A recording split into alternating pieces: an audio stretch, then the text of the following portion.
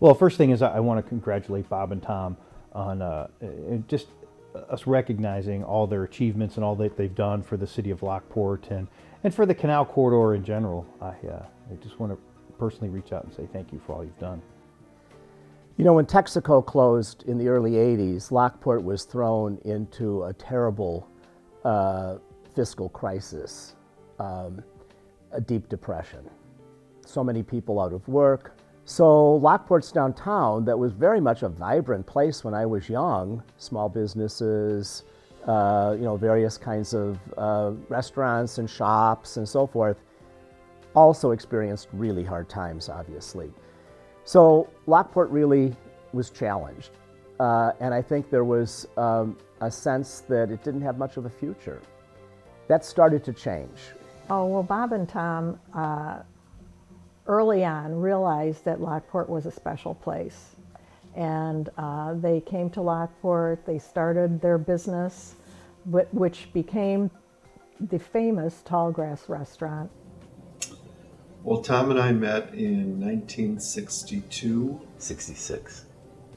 Oh, that's right. I'm sorry. So it seems like it's been a long time. Okay, 1966. You know, I've known Bob since grammar school. He's a year older than I. And of course, that's a huge difference when you're in grammar school, somebody in the class ahead of you. And I didn't know him well, but I knew his family. Our families were friendly and so forth, extended family. And when Bob and Tom purchased the building on State Street, where Tallgrass is now located, I had no contact with them in years. I had never met Tom before. And I was terribly concerned about what they were going to do with it. So I went down almost like the preservation police. I said, do you realize what a wonderful building you have? And yeah, we do. I fell in love with the building. Bob grew up in Lockport, so he was kind of hesitant about opening up an expensive restaurant in Lockport, but we prevailed. It's always been such a high standard in the restaurant, and always something that's been a real asset for the community, a tremendous asset. I think that was what put it in a way, in the early days, on the map for Chicago people. People come from all over. They've been on Check Please. People come from downtown. It is definitely a stop-off point. It's always a treat. It's a very nice treat, but it's not over the top. It's not something that everybody can't afford to go to as a special treat. Oh, so eating at Bob and Tom's restaurant is always a pleasure. I've brought my wife there a number of times, and we always have a great meal, of course. Tom's job, of course, is to go around to all the tables and talk to everybody. And as you know, with the mayor job, I found that he's always got something to say.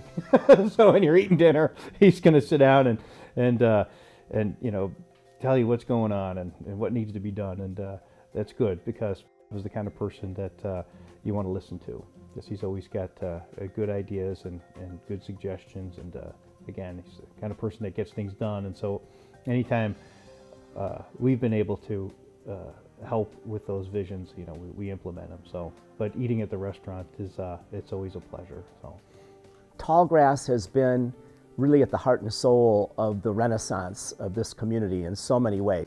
Another great successful project that Tom and Bob did was to open the Public Landing Restaurant in the Gaylord Building. My relationship with Bob and Tom goes way back to when we first started looking into purchasing the Gaylord Building. And that was probably about 1982. And they were very much involved because Tallgrass was open then, and especially Tom was involved with the Lockport Area Development Commission, which was trying to help develop downtown and restore it and revitalize the Lockport community downtown. I remember when we first started looking into what our position was going to be, Tom and Bob let me stay in their house in Joliet, and they were just so generous, and we got to know each other better and better, of course. And the other thing they did, of course, was they bought the old Norton building. The Norton building, they had some businesses in it, but they weren't on a highway or anything like that. And the feeling was that they would be torn down and maybe a mall or something would be in there. Other people that have been incredibly supportive of Lockport has been the current mayor that we have, is a blessing, but mayors in the past, Dick Dystrup and Bob Winbean, who was our mayor, very supportive of what we were doing and what Ray and Rosemary were doing. And then gradually other people were attracted and felt comfortable that they could invest money in Lockport and that it wasn't going to go down the tubes.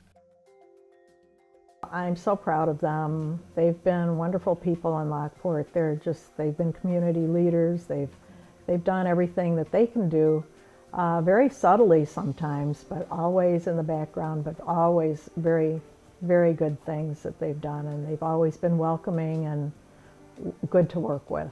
And they like to support the community. When you talk about Bob and Tom, you have to talk about them as one because they're inseparable. They're highly creative and skilled at what they do. They have vision, and they also have the ability to get things done. And that's exactly how they've blessed Lockport. They've come in there with their skill set, which is cooking and wine and music, and they brought that here to Lockport. They had the vision to do it here when others would not have done a five-star French restaurant or opened up the Norton Building to a music concert series and the State Museum campuses. But they had that vision, and then most of all, they were the kind of people that could get it done. And so we admire all that they've done for that and what they've brought to the city of Lockport in doing so.